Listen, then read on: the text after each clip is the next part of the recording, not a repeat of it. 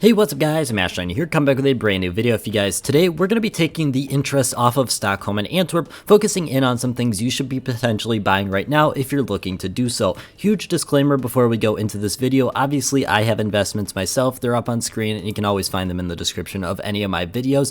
Other thing I want to point out is I'm not specifically telling you to buy these items right now, I'm telling you if you're looking to buy, these are the items I would potentially look into. Now the first thing we're going to be starting off with is cases, because cases really haven't had too much interest as of lately. We've been focusing in on these major capsules and we'll talk about those in just a little bit. First case I want to point out is the Spectrum 2 case. Spectrum 2 case is a case I like a lot personally. It's one of my biggest investments, but I think it does have a significant amount of potential. See, the potential lies in the fact that you can get a ruby and a sapphire on the butterfly knife.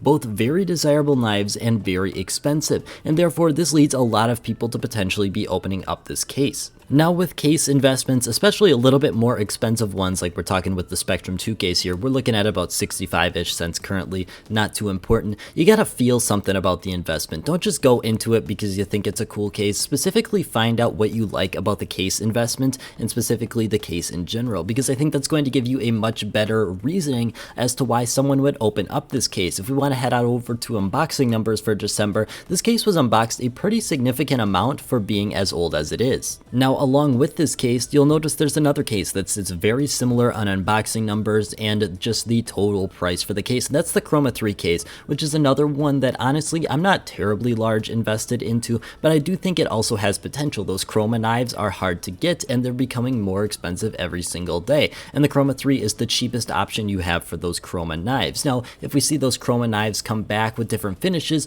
could this impact the Chroma 3 case and the Chroma cases in general? I mean, yes, but honestly, it's probably not going to be impacting them a significant amount. Those Chroma cases are still going to be the exclusive place to go if you want those specific Chroma knives with the specific finishes. Even though we could have new finishes, they're not going to take a ton of value away from the older finishes in my opinion. And obviously, we got some cheaper options here too. We're not talking about the active duty cases just yet. We're going to be talking about some cases that have been moved out of the active duty not too long ago. The first one I want to talk about is the Prisma case. Now, the Prisma case is one I personally like a lot. I see a lot of potential with the Prisma case that I've actually invested into before it was even in the rare drop pool because I saw some potential when it was in the active duty. So just to give you an idea of how long I've been backing the Prisma case for. Now there's a couple drawbacks, specifically talking about the Prisma case. We've obviously got the Prisma 2 case, which has now been moved into that rare drop pool, which is honestly one thing I think the Prisma case is going to be useful for. It's basically the Prisma 2 case, but just more developed. And when we talk about the other case that I'm looking into, or I would suggest at this point, is the Horizon case, because it's basically the Danger Zone case, but moved up a little bit in the timeline. See, the thing when you're talking about CSGO cases is obviously most cases are going to appreciate in value if we're excluding the active duty.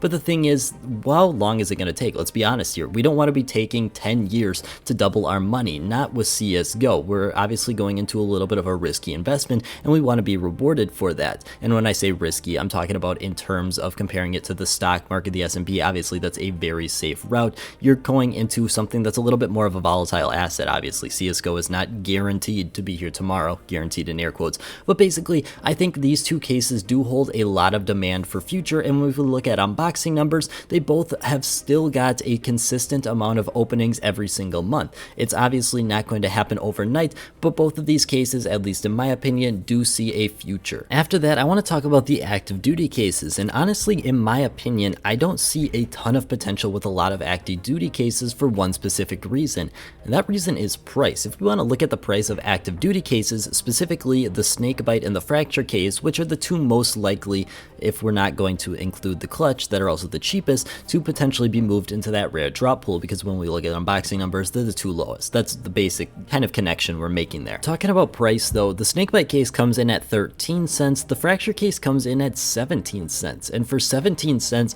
you could go ahead and pick up a ton of different cases. You could pick up the Prisma case, the Prisma 2 case, the Danger Zone case, the CS20 case, all for pretty much the same price. So why would you go with an active duty case at this time, in my opinion? That's just my viewpoint on it, because you know that there is a possibility that the Fracture case could stay there for a number of years. Revolver case was in the non-prime drop pool for such a long time. I believe it was almost 6 years. It was in the non-prime drop pool and people just kept kept on investing into it thinking it would go, and eventually it did go, but it took much longer than so many people imagined. I will also say the fracture case is a little bit buffed up in investors, because for a while we thought the amount of fracture cases being unboxed was significantly lower than what it actually was, leading a lot of people to invest in the past. It's almost like the small situation with the CS20 case where people thought it was going to be a very limited case, so they bought in early and then they're kind of just left with the case. A little bit of a different story, but the main point I'm trying to get at here is, in my opinion, I think the fracture case has a lot of investors,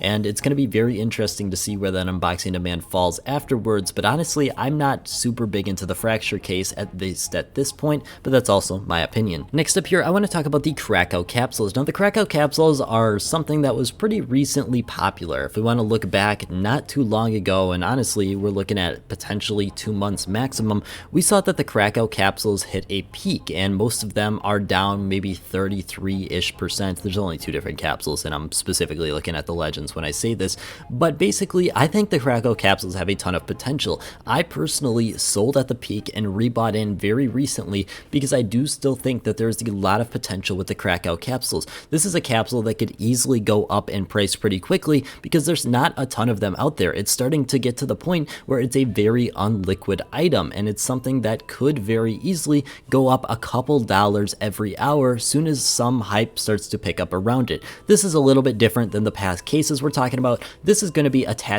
onto the next hype when we're talking about the Krakow capsules here. It's not something I specifically recommend you invest for, but it is something you can invest for. I think the Krakow capsules are something that I like long term, and especially when we look at the peaks on the graph, we can see this is something that has been in the past one of the runners for an actual peak in the market. I think there definitely should be a reason why you should at least check out the Krakow capsules, in my opinion. And then the last thing I think you should at least have on your radar at this point is going to be trade up filler skins. Now, I'm not saying specifically to buy them right now, but honestly, if you wanted to, I can't say it's going to be the worst thing to do. If we want to look at something like the Acid Fade, look at the past 12 months for it. This is one of the cheaper times we're looking at, and that's because we just came off of people thought we were going to have an operation and we didn't have an operation. We saw the price go up because people expected an operation. And that's the biggest thing here, is you're going to be investing for an operation. When an operation comes around, these trade up filler skins start to get very expensive.